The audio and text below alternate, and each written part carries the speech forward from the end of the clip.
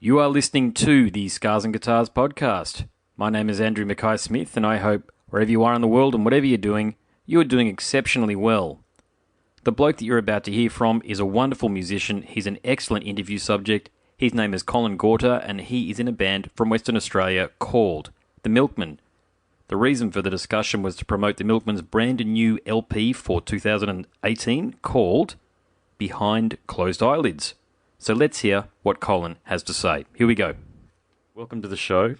The bio on Facebook mentions Ben Harper, the Red Hot Chili Peppers, Oasis, David Gray, the Beatles, and Glenn Hansard as artists that you like. But then it also mentions Dave Matthews Band, woohoo, go Dave Matthews, Ben Howard, Kings of Leon, and The Verve as influences. Mate, there's a lot of ground covered there. So for those that are yet to hear the band, and mate, you do have a lot going on. I've been really getting into the album. How would you describe the band's music? Well, I think with that variety of musicians you just labelled then, we all grew up with our own influences. Myself, I was a bit more on the heavier side. I listened to a lot of Trent Reznor. But I'm more on the album, it's more like a bit like more John Frusciante. But with everyone's music influences, we kind of just play together, and we just kind of found a balance in how we play. And yeah, I think the product sounds pretty good to me. I'm pretty happy with it. Mate, it's an incredibly, I hate using the word eclectic, but I think you know what I mean. There's a lot of influence that have gone into it here. It's a very diverse album, man. I've got to hand it to you. As a musician, you guys can certainly bloody play. How did you find each other? It goes back 20 years. Connor, the lead singer, I met him in year 5.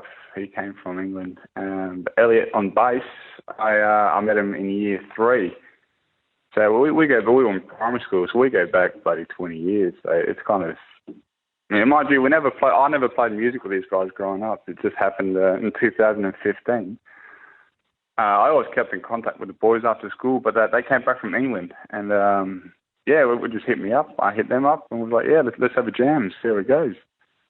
And I seemed to fit in quite well. It was, it's just a natural kind of vibe between everyone. Mark Ryan, he joined the band a couple of years ago, but he fits in as if he was in primary school with us. We all just click, we gel. And I think it kind of shows on the album as well, which is comfortable in how we are with each other, really. I don't know if that makes sense or not, but...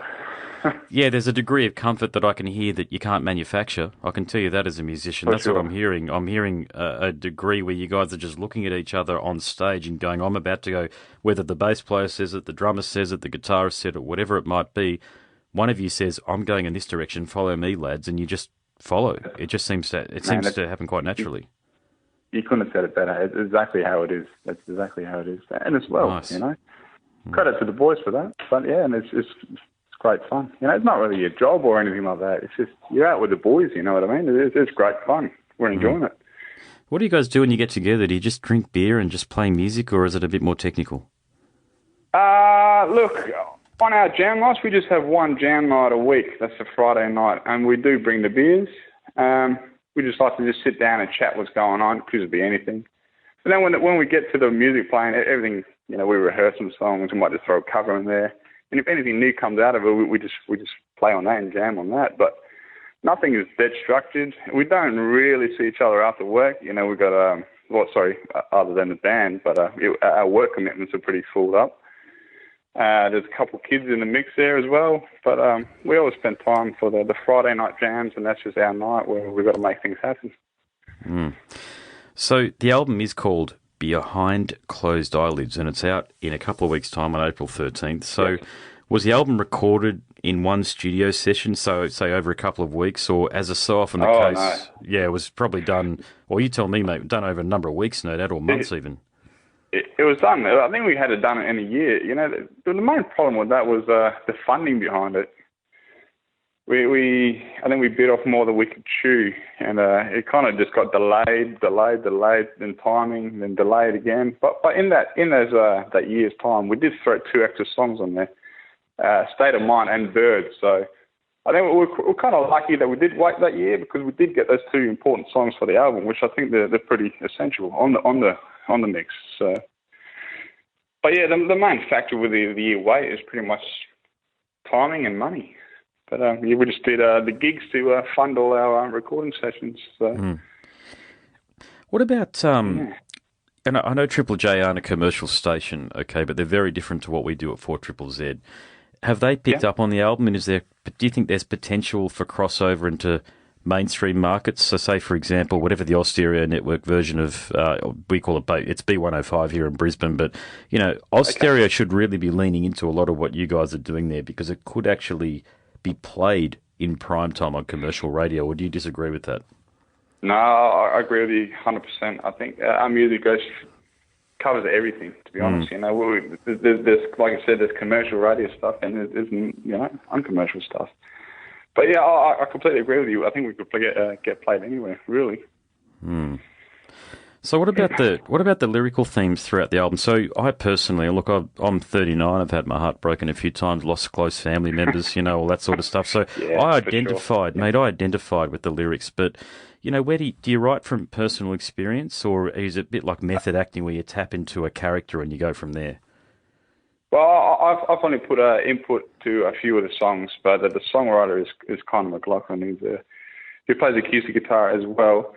But I know that he sometimes, like you said, he channels that in a character and he kind of vibes off a character. But there's also personal references in different songs as well. You know, from love songs, you can just, I think anyone can just relate to what he's saying or what, you know, you can interpret it as. But yeah, he does channel a lot of characters, but it's also 50-50 with personal experiences. Wonderful. You spent some time in the UK. Now, I know you've already alluded to that, but is your music received over there differently than what it's received here in Australia? I joined when they just came back, but from what I gathered, it wasn't that great over there. I think the last album was out in 2010, so they didn't really have a product, and they didn't really release it as big as they wanted to, or if at all. So I don't think a lot of people would have heard anything of them. So it's pretty much just playing open mic gigs to hopefully get a few crowd. But yeah, I'm not too sure that it went that well.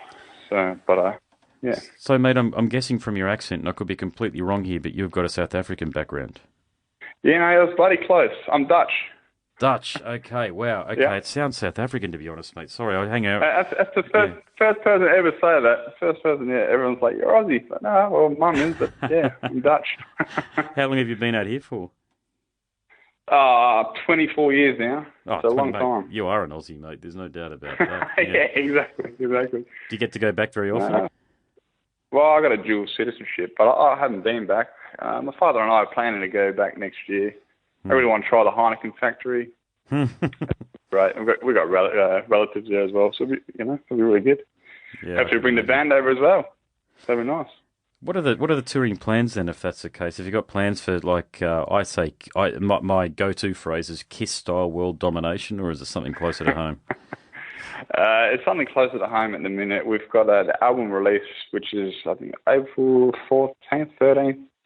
It's at the Ravenswood in Pinjarra, but after that, we just got two or three more gigs down south, and then that's pretty much it. I think we're just on a planning stage, and we're just going to see how we go about this.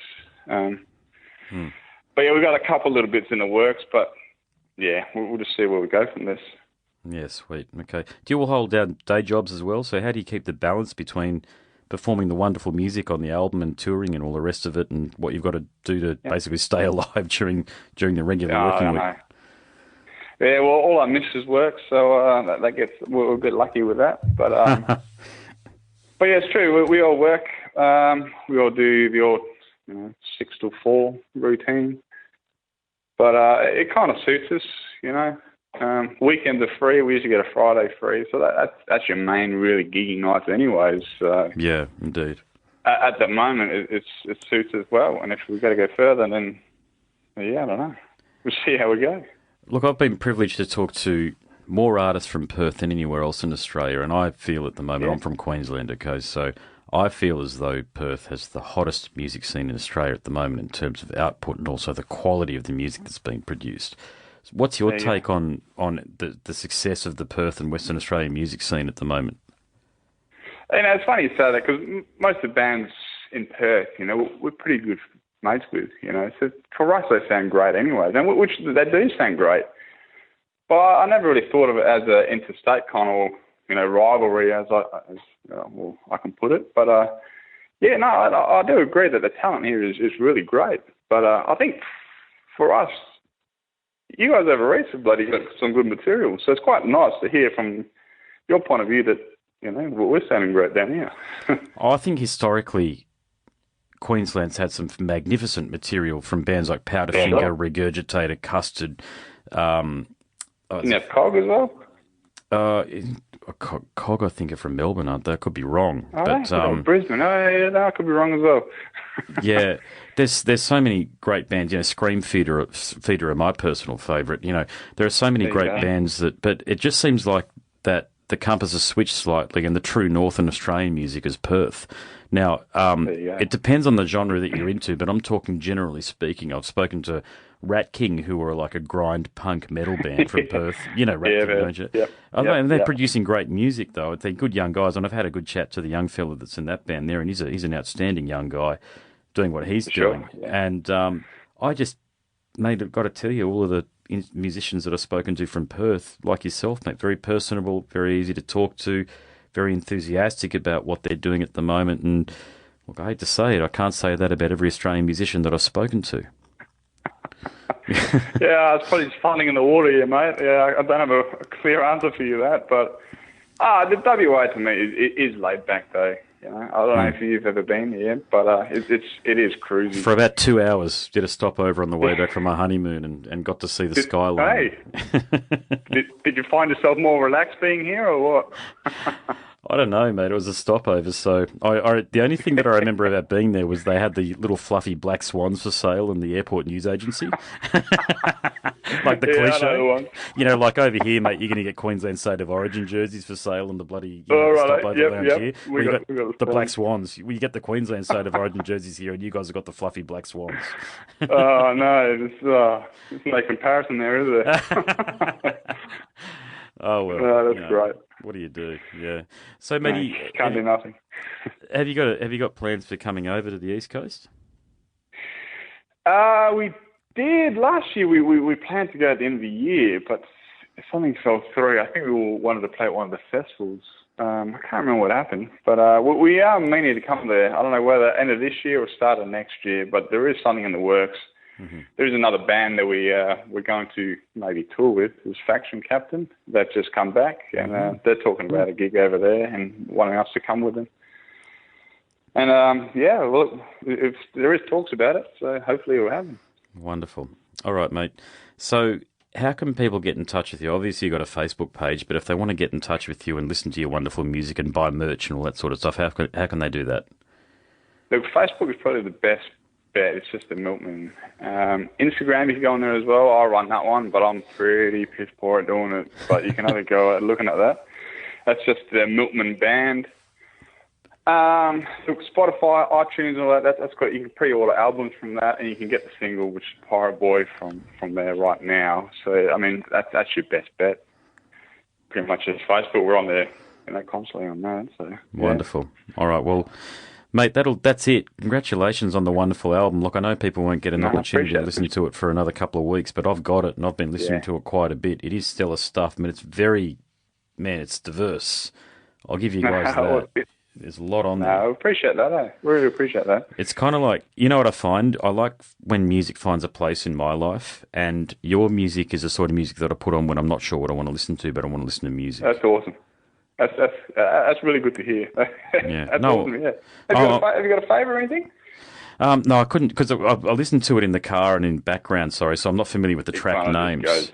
Yeah, sure. I just love the way it ebbs and flows, and the thing that I really appreciate too is that you're all excellent musicians, and I can really, as I mentioned at the beginning of our discussion, I can hear that. I can hear that a lot of energy and effort has gone into the musicianship, and mate, that's the way to find a way to my heart.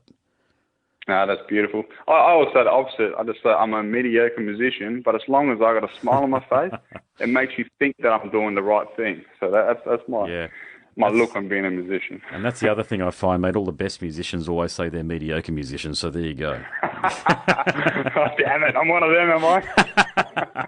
Well, no need to be bashful, mate. I mean, it's up to it's beauty is in the ear of the beholder, not in the eye necessarily when it comes to music, in the ear of the beholder. But I can hear it, mate. There's a lot of energy and effort that's gone into creating your wonderful tracks on the LP, mate. So yeah, I mean, I just really hope it does what it's meant to do for you guys, and enough people can hear it. They should hear it. Yeah. No, cheers, Andrew. Like, fingers crossed, eh? Like, I really appreciate the kind words as well. And yeah, we hope for all the best from the album, and you know, upwards and onwards, as I say. You have been listening to the Scars and Guitars podcast. My name is Andrew Mackay-Smith, and that was my discussion with Collin Gorter, one of the fellas in the band, the Milkmen, all the way from Perth, Western Australia. Thank you so much for listening.